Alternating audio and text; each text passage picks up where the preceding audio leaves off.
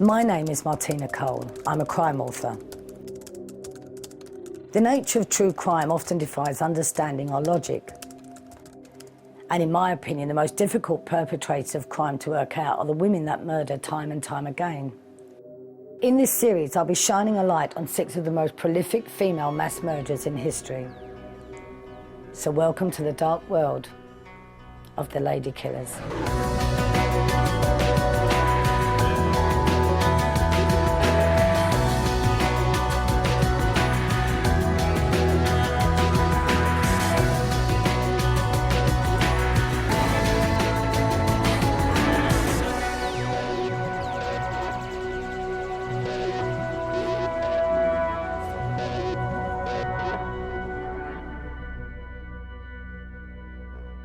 In this programme, I'm delving into the sordid world of sexual sadism and focusing on one of the world's most notorious serial killers, Rose West.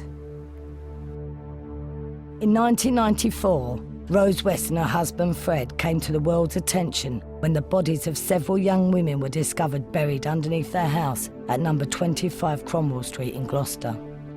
An extraordinary case unfurled before our very eyes as we discovered that Rose West, a dumpy housewife and mother of 8, had been living the life of a murderous sexual sadist alongside of her husband, Fred. Fred West would never be tried for his part in these murders, as he killed himself whilst on remand in January 1995. Later that year, Rosemary West was convicted of the murders of 10 women, crimes to which she has never admitted. But I'm not here to try and prove or disprove Rosemary West's guilt. I just want to understand what could have led her down the dark path towards a sordid world of sexual torture. Most sexual sadists are psychopathic. They know no rules, no boundaries, and they have no conscience. The underlying motivation for sadism is usually one of control and an actual sexual pleasure in inflicting pain. Most sadistic sexual crimes are committed by men. So Rose is very, very unusual. Frederick West is the man who lit the fire. Frederick West is the person who gains enormous pleasure from seeing his protégé become his successor. The killing capabilities of Fred and Rose hit the headlines in the 1990s, but their sordid sexual behaviour was nothing new. I've come to meet the West's former nanny, Caroline Roberts, who became one of their early victims when she was subjected to a serious sexual assault after they picked her up whilst hitchhiking back in 1972.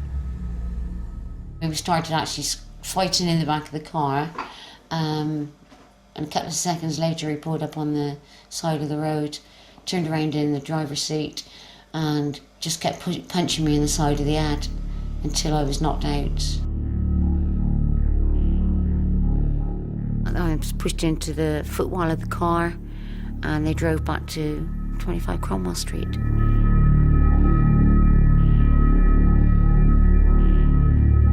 It was a squalid house, squalid in the sexual sense. It was full of sexual paraphernalia, pornography, peepholes, holes in the walls to look into bedrooms and bathrooms. And then there's this very sinister cellar, which is a torture chamber. The girls were taken down there, they were tied up, probably suspended from the hooks and just treated as Fred and Rose's sexual playthings. Clearly in the relationship between Fred and Rose, it was not one of sadism and masochism. It was a case of 2 sadists, and they were in need of victims. He was saying that they were going to keep me in the cellar and they're going to let their friends use me, and then when they finish me, kill me and bury me, where there were hundreds of other girls under the pavement stones of Gloucester. They do it in their own home over a very long period of time. It's as if Myra Hindley and Ian Brady kept going for another 20 years. In 1994, the true extent of the West's sexual crimes only came to light after Gloucester Social Services became concerned about the welfare of their missing daughter, Heather. There was this family joke that Heather was buried under the patio.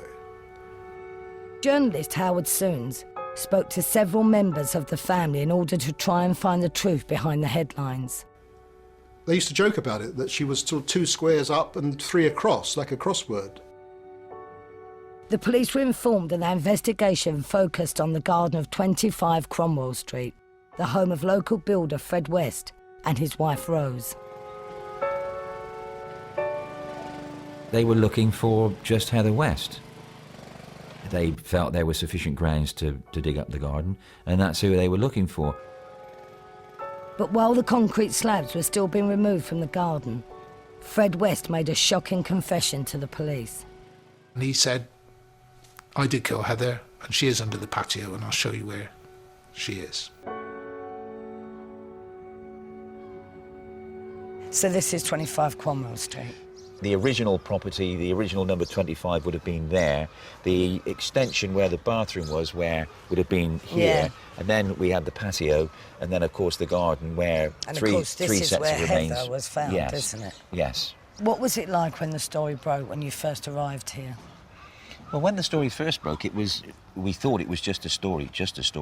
And About someone had killed their daughter. Exactly. Which was bad enough in itself. Of course, and then over the days and weeks, the whole thing really spiralled almost out of control. Gloucester police say they believe they've found the remains of 2 more an bodies eighth at a person house have in been the found city. at the Bodies have Gloucester already House. murdering Others 5 more examine women. a 9th body 2 uncovered. further murders. 10th body uncovered during this investigation.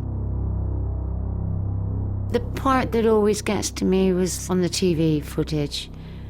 You know, those black plastic boxes that the police officers in overalls were bringing out. The black boxes equals murder victim. That'll always be a picture in my mind. Eventually, the remains of 12 young women were discovered at Cromwell Street and at 3 other sites. After Fred West hanged himself before the trial, his wife Rose was convicted of 10 counts of murder, including that of her own child Heather. I mean, to kill your own daughter, and for a mother to kill her own daughter. This is really what makes the West story remarkable. The fact that it's man and wife acting together.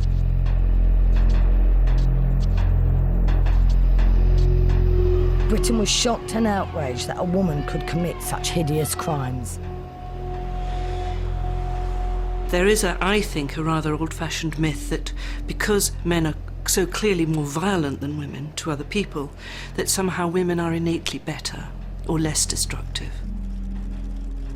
People still find it appallingly difficult to say, what? A woman could do that? And the sad thing is, yes, of course she can, in the right context, in the right circumstances. I felt more repulsed by Rose, because it was a woman, it was a friend, it was a mother, you know, a nurturing figure. You don't expect that from a woman. I still don't think there's many women in the world today that have been accused of what she's done. Rose West will spend the rest of her life in prison, but who is the real woman behind the headlines? And what could have turned this beautiful young girl into Britain's most prolific modern-day female serial killer?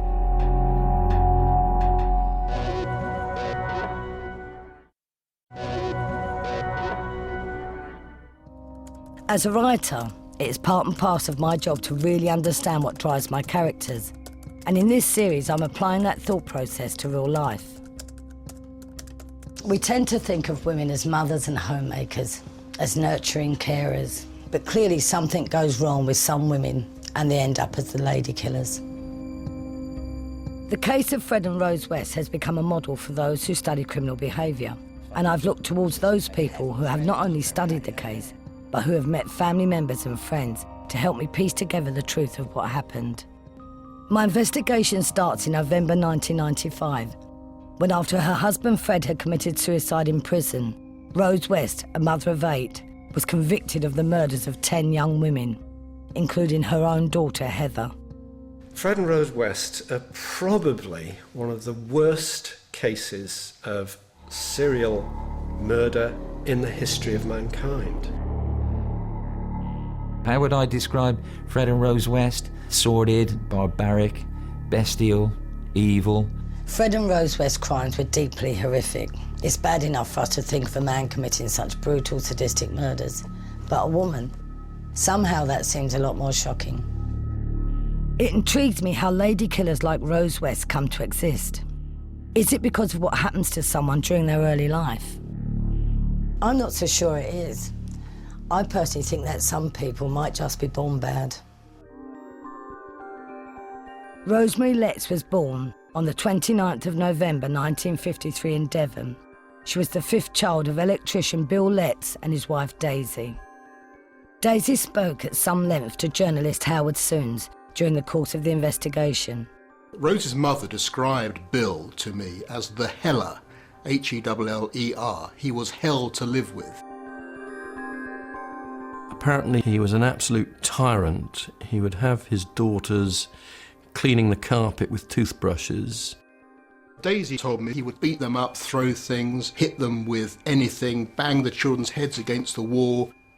There's absolutely no mistake that mental illness was quite rife in Rose's parents. I mean, Bill was schizophrenic and hid it. He was profoundly obsessive-compulsive. Her mother, Daisy, possibly was deeply depressed, and I would imagine Rose will have inherited something. As a young girl, Rose was apparently slower than other children of her age, and she earned the nickname Dozy Rosie. And it seems that while her father habitually beat the rest of the family, he did not hit Rose. For some reason, he kind of took to Rose. Maybe it was because she was a little less intelligent, she was almost slow, but it's a strong theme in a lot of the anecdotal stories about the family that he favoured Rose. We don't know, we'll never know, but maybe he was attracted to Rose in some way. When you're abused as a young child and they're what your norms are, the things that you grow up with, well then how can we expect them to behave and function as healthy, normal human beings? Although we may never know the true nature of the abuse that Rose received at home, she would later claim that in her early teens she was raped twice by older men. What we do know is that by the end of her school years, at the age of 16, Rose was sexually precocious, and she seemed to have discovered a preference for the older and the more experienced man. This would lead her to meet soon-to-be partner in crime, 27-year-old father of two, Fred West. Fred seems to have picked up Rose in the way that he picked up many of his later victims. Fred came along, gave her a lift, and they just seemed to hit it off. Her mum told me this story about Rose's first impression of Fred was that he had green, ganky teeth, because Fred was famously dirty. He was a kind of slovenly steptoe-and-son type man. But Rose, she was very young, of course, impressionable, and she fell for him. He was always on about sex, and he was always like grabbing hold of Rose and in a sexual way. Yeah. And that was quite uncomfortable for me to witness, but I used to just laugh it off. If you don't mind me asking, how did Rose react to that when he did that to her in front of people? Oh, giggle. But she didn't mind. No, she didn't at stop all. him, she just giggled. I think that Frederick West liberates and shapes and forms the direction that Rosemary West's sexuality is going to develop. Remember, she comes as a woman with probably strong appetites, but the direction not really determined.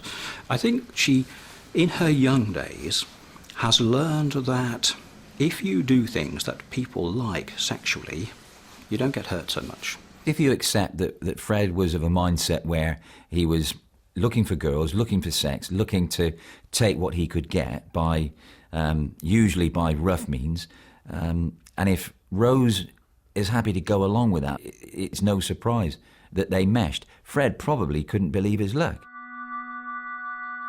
What I want to know is, did Fred and Rose's combined perverted sexual appetites actually cause them to feed off each other? And there's certainly something about the two of them. He unlocks something in her, without a doubt.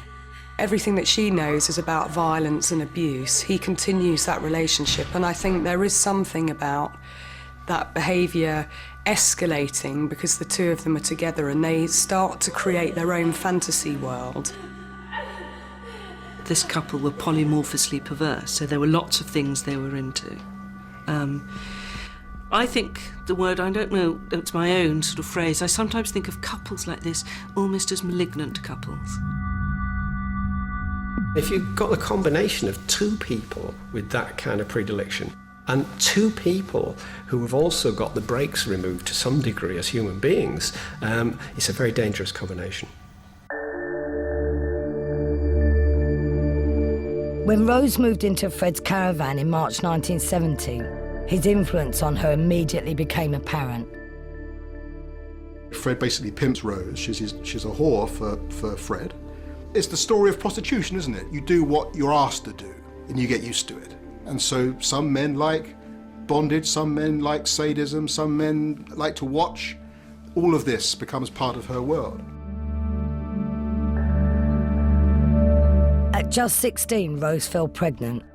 Fred West moved his growing family out of the caravan and into a ground floor flat at 25 Midland Road. The key thing is that Fred wasn't there. Fred was in prison for some petty theft. Pregnant with her own baby, Rose was left alone to look after Fred's children from his first marriage, daughter Anne-Marie and his stepdaughter, Charmaine. At the risk of sounding sympathetic for Rose, it must have been pretty awful for her. Rose is left in the house, sort of running the house, and with two young children, one of whom, Charmaine, we're told is fairly willful, fairly belligerent. Charmaine was the more difficult of the two children. She was not compliant and was continually disagreeing with and obstructive as a young child to what was her stepmother. It seems that Rose beat them. Now, at some point, chastising them, trying to keep order, seems to have tipped over into a sort of perverse beating, a sexual beating. There was sadistic behaviour from a young age. Rose's beatings of the girls, and Charmaine in particular, were regular occurrences. But in June 1971, while Fred was still in prison, the situation at Midland Road reached breaking point. And Charmaine West disappeared. Rose tells people that her mum, Rena, has come and picked her up, as she always said she would, frankly, and taken her away to live with her. And people take that at face value. Of course, we now know that she didn't go away because her remains were found beneath the floor at 25 Midland Road. She was murdered, she was dismembered, and she was buried at the West's flat. So the question is, who murdered her? Well, Fred was in prison.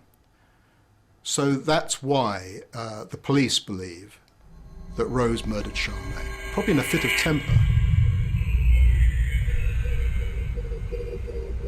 So what do you think happened when Fred finally got out of prison? Well, Fred came out of prison. Rose would have had to have confessed that she'd killed Charmaine. Yeah.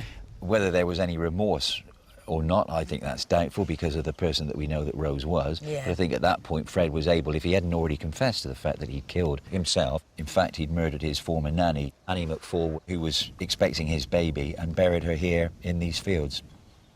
And then, of course, once she kills Charmaine, I think that puts them on an even, sort of like an even kill together, doesn't it? They both know what they're capable of. It's a relationship. It's become like an unholy alliance, hasn't it, between them? Yeah.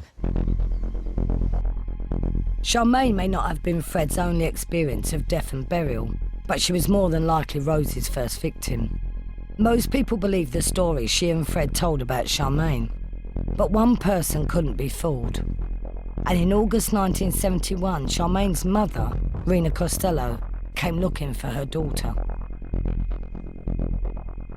Rena did come looking, and of course that was her undoing. Fred and Rose were happy to keep their secrets, but Fred couldn't allow Rena to go free because there was no reason for Rena not to go to the police if she suspected what had really happened to Charmaine. You could imagine that them saying, well, she's at my mother's over in Muchmarkle. We'll go out there. Because somehow or another, Rena dies somewhere and is buried at Muchmarkle. Rena Costello was buried in the very next field to Fred's previous victim, Anna McFall, the very same farmland in Muchmarkle where he grew up as a boy. I think he picked this tree because I think he could pick it out from the road or from the fields. It's sort of, it's quite a big tree and it's on its own, isn't it? Yeah. And he probably drove past this an awful lot. It was like a reminder to him of where his first wife was. It's just sad. And they got away with it. And there's no better incentive than getting away with something to make you want to do it again.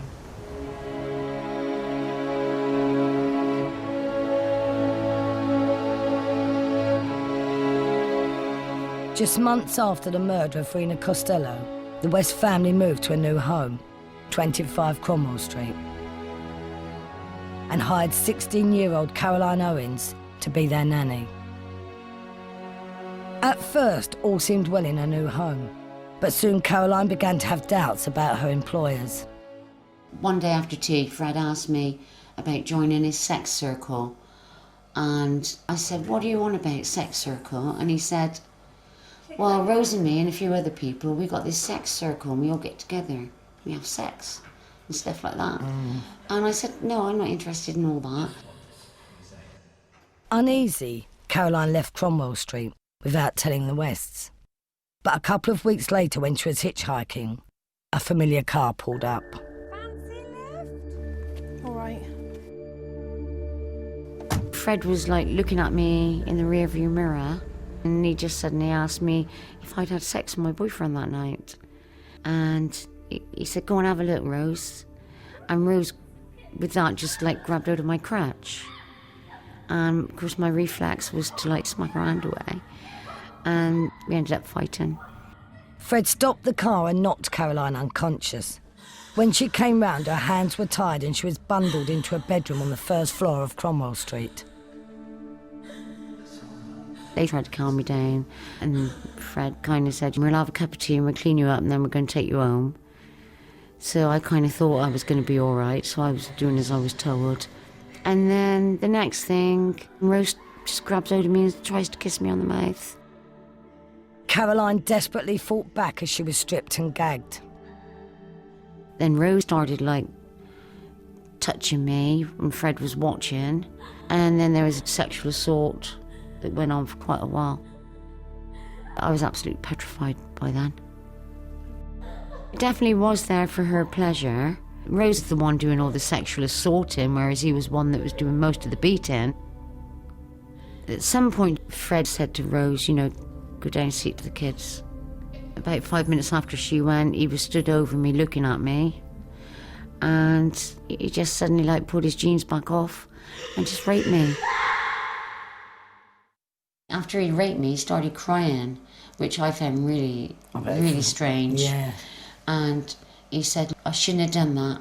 Don't tell Rose that I've touched you, that I've done that, because if she knows, she's going to kill us both." Yeah. For Fred, that may well have upped the ante, you know, seeing the fear in the victim's eyes and Caroline's eyes, telling her that there's every chance that she could be killed. That's all part of where the pleasure comes from, and seeing that suffering, being able to dominate and violate someone, that's what they enjoy doing. It was just weird that they do something sexual, and at one point they were having sex as well as doing things to me, and then they'd just stop and say, "Right, let's have a cup of tea." They had this technique which is seen in, interrogations. It's the hot cold. I mean, for them, there was no purpose to continuing being sadistic and the sexual molestation ad infinitum, because you're, as it were, flogging a dead horse eventually. One day you could say, "Oh, it's all right here, have a bath, comb your hair, have some tea, it's all been a big mistake." And you can see that, "Oh, thank goodness, come back." And then suddenly, it's gone again. And all of these things become part of the pleasure package that drives these people on. After a 12-hour ordeal, Fred and Rose finally let Caroline go when she lied that she would return as their nanny. The Wests were arrested, but Caroline was unable to face the prospect of giving evidence in court. So despite never having to face the charge of rape, Fred and Rose were fined £100 each for the crimes of assault occasioning actual bodily harm and of indecent assault. She had gone to the police, which could have been a disaster, but by luck, really, they kind of got away with it. And I think they'd made the decision that next time they couldn't let the girl get away. I think Fred and Rose West had realised that the only way to ensure that these poor young women could not report the crimes against them was to make sure that they stayed silent forever.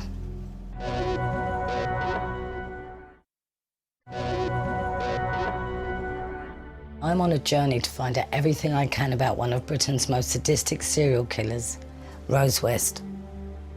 I'm piecing together as much of Rose's life as I can to try to discover what could make a mother become such a cold-blooded killer. And inevitably, I've been retracing the steps that she took during the murders. It feels really strange driving around these roads knowing that they were used as hunting grounds by Fred and Rose for nearly a quarter of a century. In 1972, the West narrowly escaped prison after the assault of their 16-year-old nanny, Caroline Owens. By abducting the teenager and bringing her back to their home, the West had begun the process of turning 25 Cromwell Street into the house of their fantasies.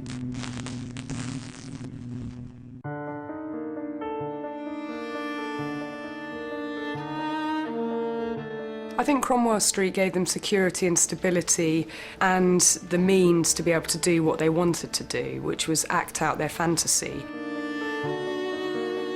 Fred particularly wanted his own home base where he felt secure in order to torture, in order to be sadistic, and in order to carry out those activities without someone looking.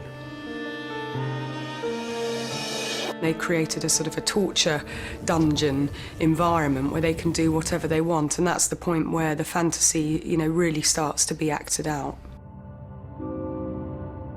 Rose continued to work as a prostitute, and the West took lodgers to help pay the mortgage. I would think of Fred and Rose throwing open the door, appearing to be welcoming hosts, doors always open, come on in, sex on tap, possibly drink and drugs on tap. Now, if you're of a certain age, you would find that very attractive. There were items that showed clearly that sexual activity took place there regularly. There were items such as whips and leather clothing, rubber clothing, a bar with optics, and as well as that, there were intercoms, and these were relayed back down to the kitchen area, which basically meant that you could hear what was going on in the bedrooms back down in the kitchen area. You can certainly say that Fred was industrious as far as the cellar was concerned. I mean, he'd actually dug it out to lower the level of the floor to make it bigger. That kind of been easy. But then you consider the beams with the holes and the hooks drilled in, and then you get a much more sort of sinister insight into what was intended down there.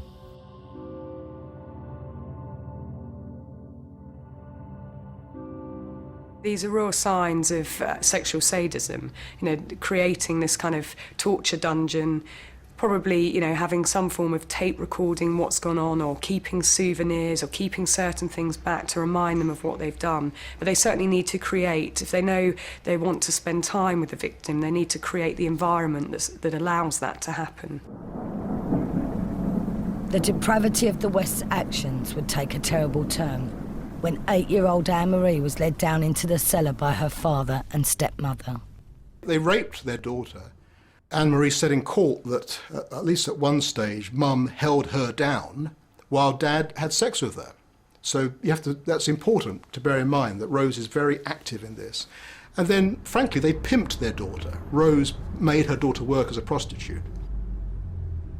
The abuse of their own children follows on to some degree from their own childhoods and their own upbringing, where this was kind of acceptable and almost seen as normal practice.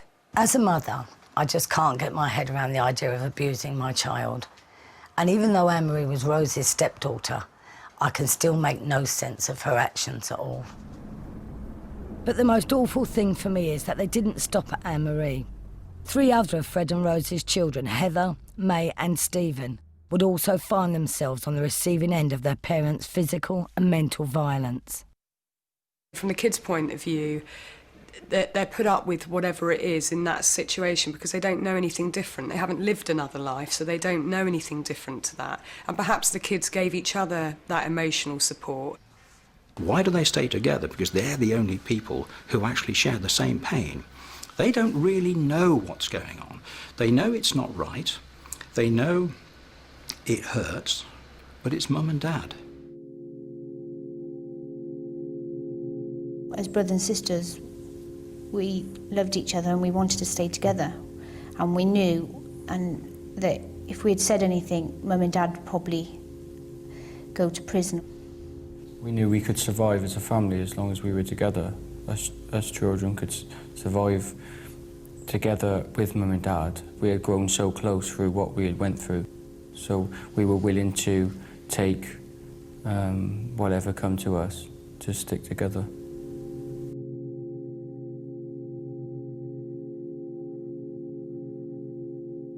As the abuse became a way of life for the West children, Fred and Rose were always on the lookout for other unwitting victims. Between 1973 and 1979, 9 young women were murdered at Cromwell Street.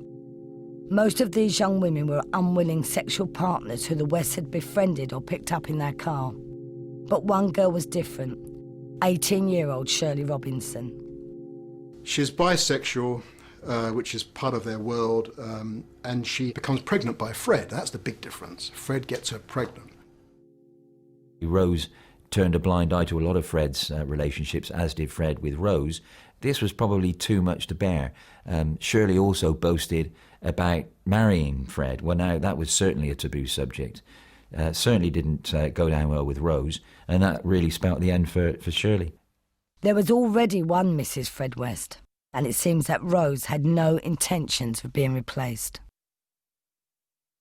She's too close to you. I don't like what you've done. She's got to go. Oh, no, she hasn't. Yes, she has.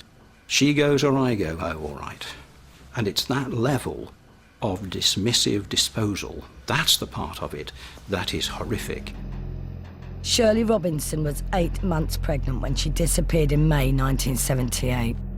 More than 15 years later, her remains were found in the garden of 25 Cromwell Street, along with the body of her unborn child. So Rose West's position as a matriarch of 25 Cromwell Street was once again secure. By 1980, she had given birth to 7 children, 4 of them Fred's. Rose, she obviously had many sexual partners as well, and all the children weren't fathered by Fred.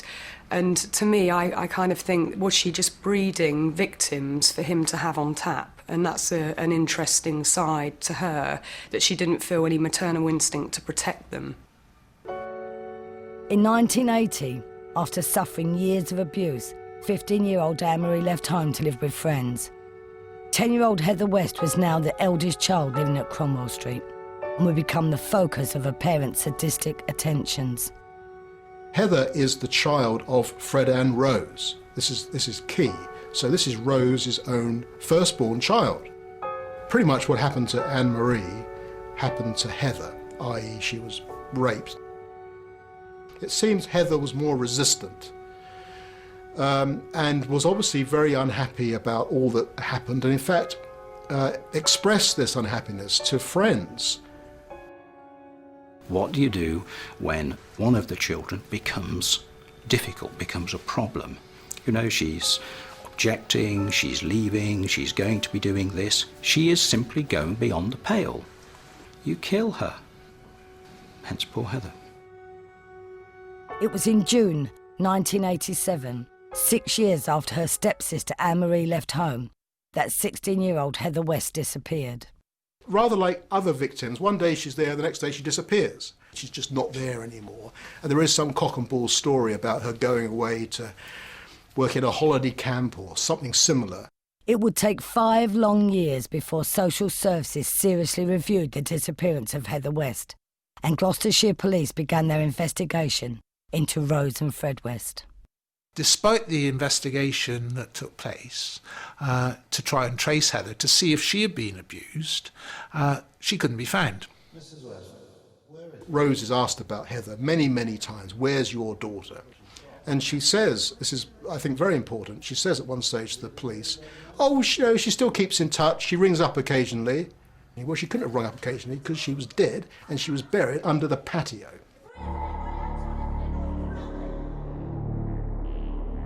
We're now in what was the garden of Cromwell Street, so what happened when the diggers all arrived?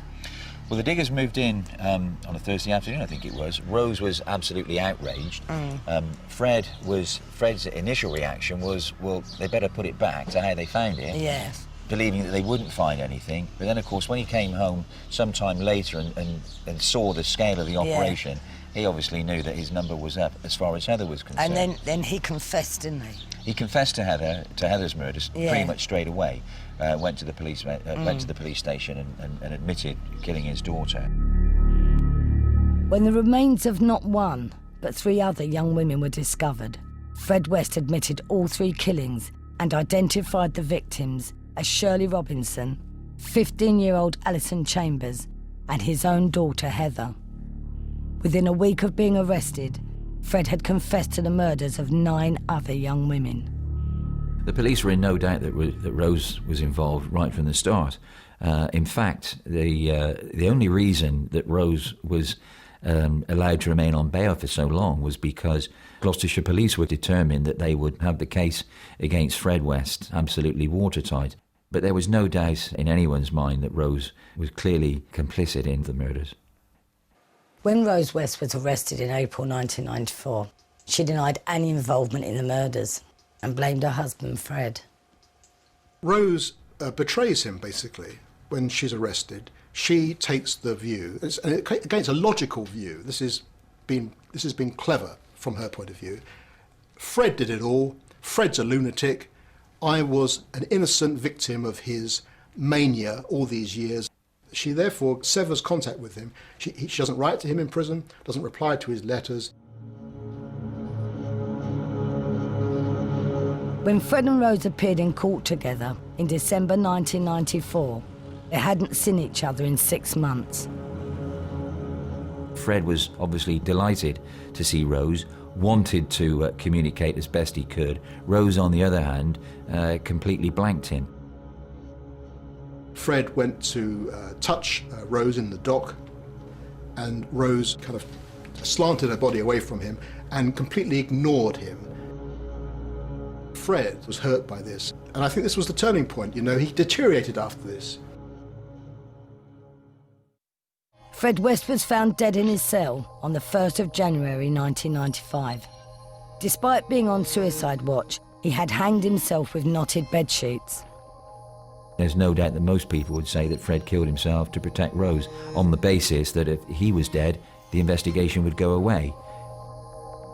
But the trial did go ahead, and despite the advice of her lawyers, Rose West decided to take the stand.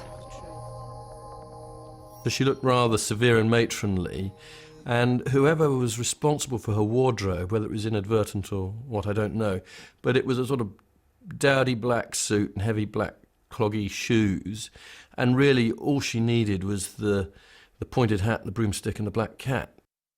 She didn't appear to be an honest, innocent woman. She told lots of lies. She answered in a peculiar way that revealed her to be somebody who, certainly the jury, obviously, patently, took a great dislike to her from the start.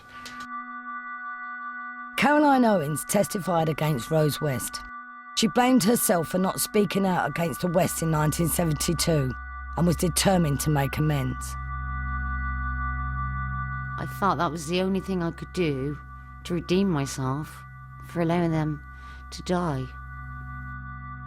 When I got into the witness box, I thought, I've got to look the woman in the eye, I've got to look Rose in the eye and not back down. And that's what I did. I just looked straight at her and she looked at me and then she just looked down at her lap. It was hard. It was painful, but I think it did go a long way to help him with the conviction. And first time in my life I earned my own self-respect, so life changed. In November 1995, Rose West was convicted of 10 counts of murder, including that of her own daughter, Heather. By her actions, Rose West has proved that it is possible for women to callously murder. But could Rose have become a serial killer through circumstance? Or could it be that she was just born that way?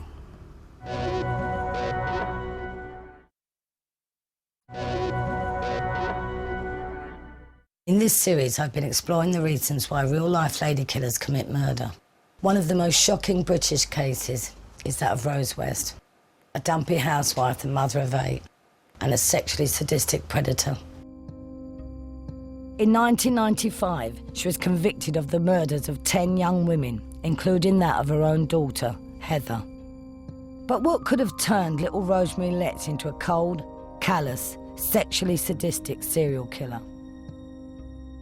There's a debate in psychology today about whether or not a person can be born with all the requirements needed to make them a deviant.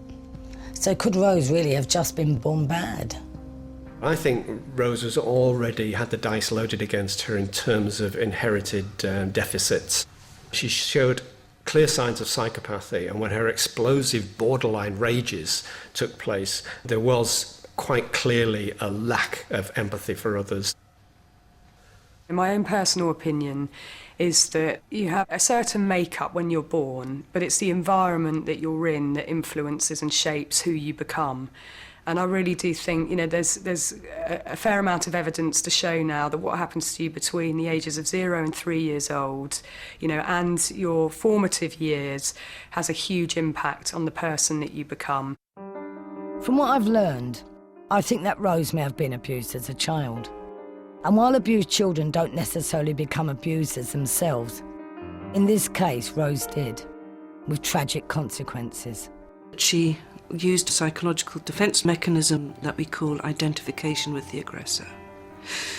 So her way of managing the unmanageable aspects, perhaps, of the neglect and the abuse are to become the abuser. In a way, if you can't beat them, join them. You don't need to have a degree in psychology to realise that meeting Fred West had a profound effect on the teenage Rose. And I think her relationship with him is one of the most important aspects of her story. Until she met Frederick West, she would be, in essence, a blank canvas, a person who has potential, intellectual potential, all sorts of different things. It's Frederick West who opens the door to the sadism, to the control, to the murder that's coming just around the corner. What he almost certainly hadn't counted upon, but must have been ecstatic about, is that she was able to carry that baton much further than he could have alone. And with two, they are able to bring people into their sphere of operations that previously he couldn't have got at.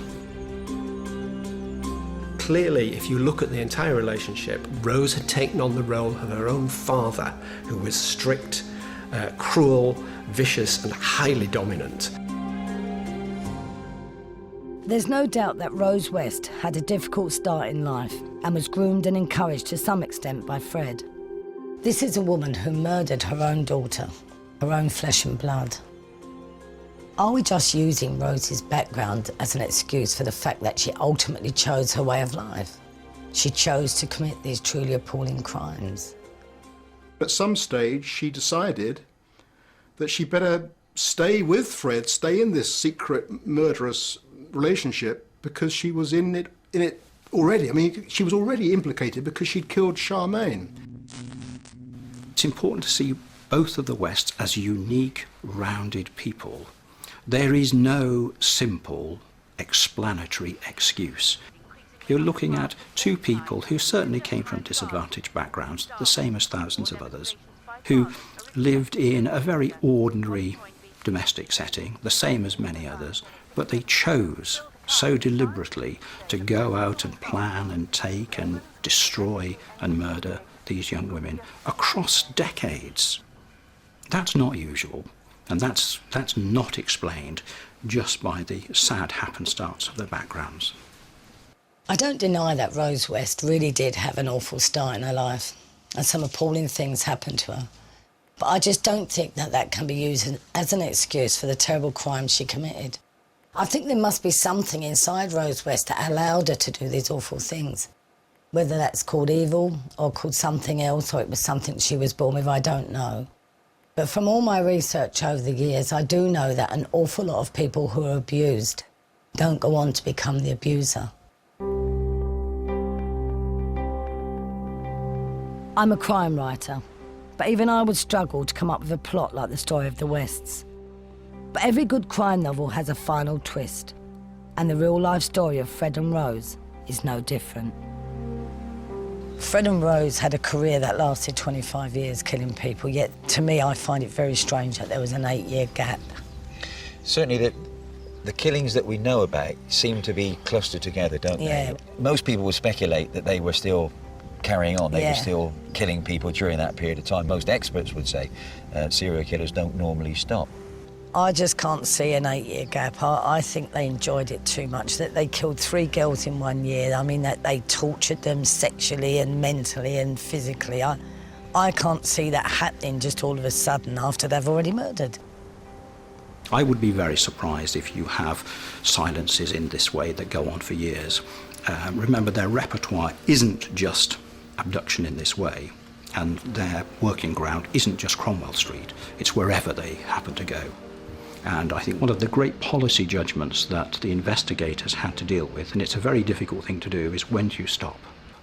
When do you stop looking? I personally think there's probably more, but whether there's 2 more or 20 more, I just don't know.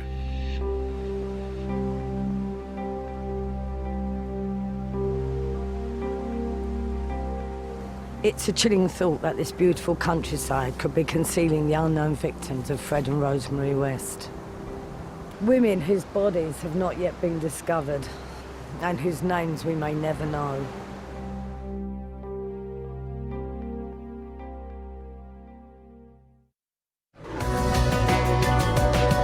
Chance is everything and logic has no place as a sniper is busy at work. Wiring the Blood is tomorrow at 10. Up next, emotions run high in Taggart.